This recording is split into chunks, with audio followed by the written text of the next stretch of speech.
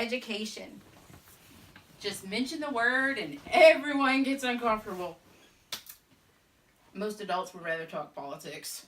So, sexual education in schools has been a debate for decades. I am a future educator, a mother of two, and conservative. And you're wondering, what does conservative have to do with this? Hear me out. So in this debate for decades, we've had the conservative side that said, abstinence only. And then they're also saying, only the people that are very liberal are the ones that want sex education in schools.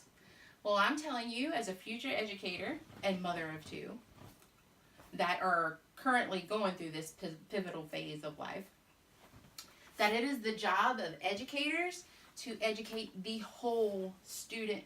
And part of preparing the whole student for life is covering sexual education.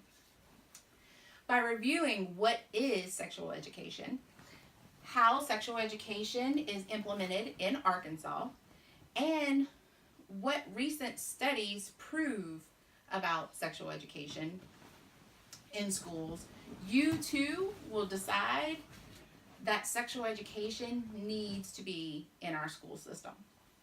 So first, what is sexual education? First, let's discuss what it is not. It is not a replacement for parents or guardians. This is not just the birds and the bees.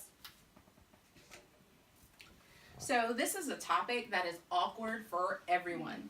It is awkward for the child that feels like they can't approach their parent out of embarrassment, and it's awkward for the parent that thinks, oh my goodness, how in the world do I approach this with my kids?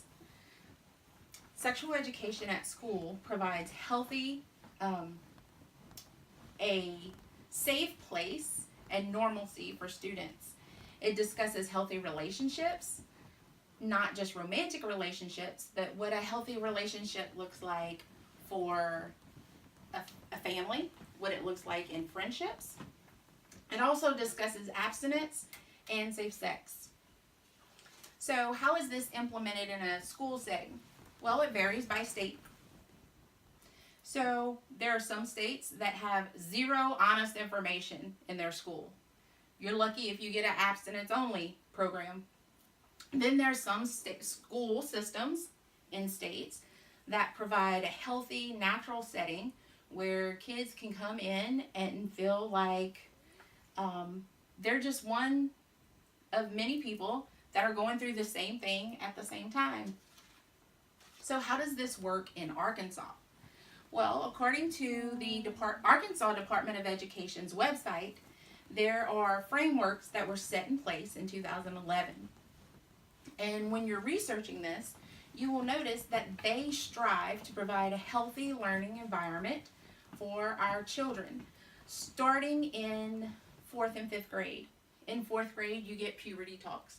And then you work your way up. You start with sexually transmitted infections. Then it goes through relationships and communication, identifying inappropriate behavior.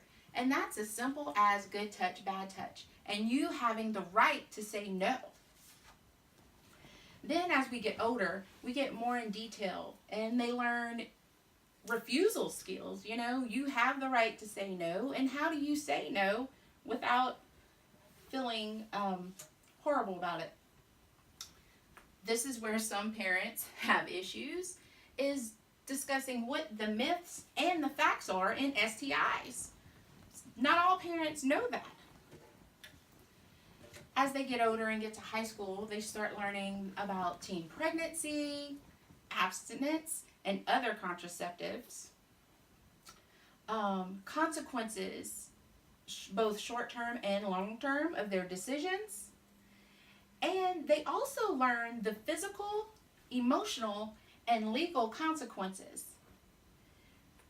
And one of the big legal consequences that is often missed by teenagers is through sexting.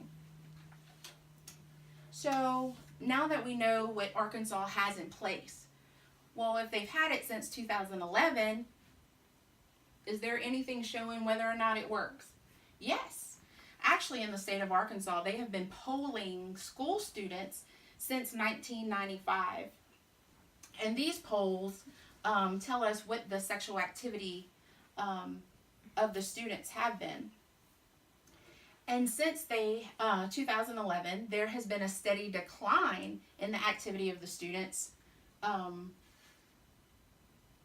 with the education courses at school. Dating violence has also dropped. In 2013, there was a report of 12.8% of the students that were polled stated that they had experienced dating violence, and it had dropped to 7.8% in 2017.